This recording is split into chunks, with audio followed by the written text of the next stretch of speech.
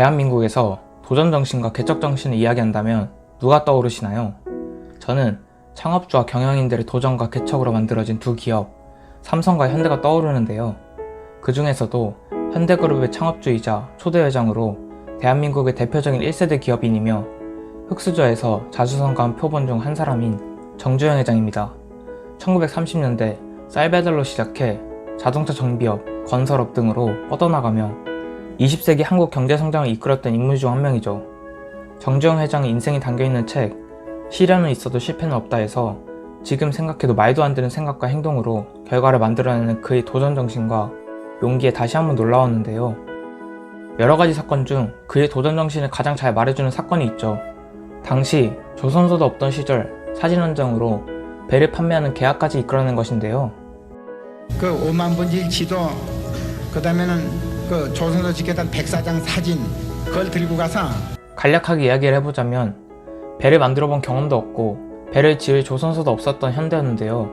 정주영 회장은 투자를 받기 위해 조선소를 지을 예정인 백사장 사진 한 장과 유조선 도면을 들고 유럽으로 갔죠. 바로 영국은행에게 한 차례 거절을 당했지만 포기하지 않고 영국은행에게 영향력을 행사할 수 있는 AMP 애플도어의 롱바텀 회장을 찾아가 협상을 하죠. 롱바텀 회장의 차갑고 현실적인 이야기에 풀이 꺾였지만 바지 주머니 속에 있던 500원짜리 지폐 한 장을 꺼내고 설득합니다. 이 지폐 속에 있는 것은 거북선이고 이미 한국은 1500년대 철갑선을 만들었던 실적과 두뇌를 가지고 있다며 영국 조선 역사보다 300년 앞서 있었고 잠재력은 충분하다는 것을 어필합니다. 이렇게 롱바텀 회장을 설득하는 데 성공하고 그리스 해운업의 거물 라바노스에게 26만 톤의 배 2척의 주문을 받아내죠. 오래전 이야기지만 도전에 대해 진심을 다해 전력을 다하고 있는지 되돌아보게 하는 이야기였습니다. 또 환경 및 조건 등 말도 안 될 정도로 답이 없어 보이는 문제도 어떻게든 해결책을 찾아내 결과물을 만들어낸 정주영 회장의 이야기들은 현재 우리가 살아가는 데에도 원동력과 에너지를 불어넣어주는 것 같습니다. 그리고 현재 삼성을 세계적인 바늘에 올려놓은 인물이었던 이건희 회장도 주위 사람들은 이해하지 못할 정도로 엄청난 추진력과 도전정신을 갖고 있었는데요. 앞을 내다보는 통찰이 뒷받침되어 국내 1등이 아닌 세계 1등을 목표로 가지 않으면 위기가 올 수 있다고 믿었고 시장을 선점하려고 노력했죠. 우선 지역 전문가, 지금 대리급이야. 평생 전문가, 평생 전문가. 과장도 보내고 부장도 보내고 사장도 보내고 회장도 보내고 다 보내. 평생 전문가, 평생 공부. 국제화 안 하고는 1급으로 살아남을 수 없다.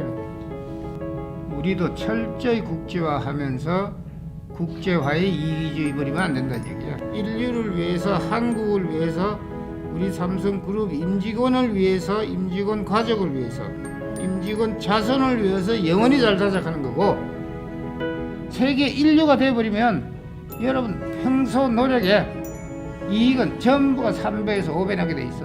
1등만 하면. 그의 도전정신과 최대 업적 중 하나는 지금의 삼성리금 반도체입니다. 당시 반도체는 선진국에서만 가능한 것이라는 인식이 가득했고 당장 돈은 안 벌리는데 초기 투자 비용은 막대하게 들어가는 산업이라는 고정관념이 자리 잡혀 있었습니다. 그래서 주위 경영진의 많은 반대에도 불구하고 이건희 회장은 사재를 털어 한국 반도체 지분 50%를 인수해 삼성전자가 반도체 사업에 진출할 수 있는 기틀을 다졌죠. 그렇게 반도체 산업을 이끌어가면서도 판단과 추진력은 계속되었는데요. 1993년 일본 업체들이 투자를 머물거릴 때 삼성은 투자를 감행하는 공격적인 경영을 했습니다. 그렇게 일본과 16메가 D램 개발을 동시에 성공했고 양산 시기를 앞당기며 생산력에서 앞섰고 이를 계기로 세계 시장에서 일본 업체를 따돌리고 메모리 분야 세계 1위에 올랐습니다. 반도체 사업이 세계 정상에 오른 날 이건희 회장은 경영진에게 이렇게 말했다고 합니다. 목표가 있으면 뒤쫓아가는 것은 어렵지 않다. 그러나 한번 세계 리더가 되면 목표를 자신이 찾지 않으면 안 되며 또 리더 자리를 유지하는 것이 더 어렵다. 이는 나 스스로의 다짐이기도 하다. 이렇게 목표를 향한 추진력과 용기 그리고 목표 달성한 이후에도 자만하지 않고 바로 다음 스텝을 생각하는 자세, 이렇게 하나 이야기를 통해서 그 당시의 결의와 분위기 그리고 그의 태도와 정신 등 느껴지는 게 많았습니다. 이렇게 기업가이며 도전가였던 두 인물의 스토리를 보았는데요. 두 사람이 남기고 간 어록들을 한번 살펴보면서 어떤 마음가짐과 생각으로 인생을 살아가는지 한번 느껴보면 좋을 것 같습니다. 이봐, 해봤어? 결국 내가 변해야 한다.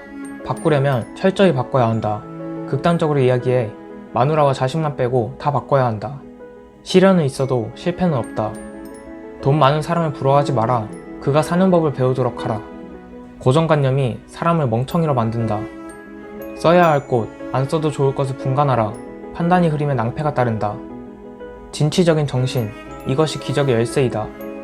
무슨 일이든 확신 90%와 자신감 10%로 밀고 나가야 한다. 단순한 이상주의자가 아니라 가장 위대한 실천가임을 행동으로 보여주자. 모든 일의 성패는 그 일을 하는 사람의 사고와 자세에 달려있다.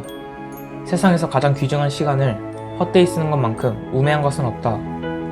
긍정적인 언어를 사용하라. 부정적인 언어는 복이 나가는 언어다. 느낌을 소중히 하라. 느낌은 신의 목소리다. 사람은 얼마나 많은 사람에게 얼마나 좋은 영향을 얼마나 미치면서 사느냐가 중요하다. 어니스트 셰클턴은 영국의 탐험가다. 27세와 34세 때 남극 탐험에 도전한 바 있으나 모두 실패했다. 1911년 아문센이 남극점에 노르웨이 깃발을 꽂는데 먼저 성공하자 셰클턴은 목표를 수정하여 인류 최초로 남극 대륙을 횡단하겠다는 계획을 발표하고 대원 모집에 나섰다. 남위 70도 부근의 웨들해를 통해 남극 대륙에 진입한 후 극점을 관통하여 반대편 로스해로 빠져나오는 것이 셰클턴의 야심찬 횡단 계획이었다. 스키와 썰매 같은 원초적인 수단만 사용해 지구상에서 가장 추운 지역이자 세계에서 네 번째로 큰 대륙을 완주해보겠다는 꿈은 불가능에 가까웠다. 하지만 그래서 더욱 낭만적으로 보이기도 했다. 나는 나와 동료들을 위해 죽음을 이겨내고 삶을 얻어냈다. 미지의 세계를 탐험하려는 것은 인간의 본성이라고 생각한다. 시도조차 하지 않는 것이야말로 진짜 실패다.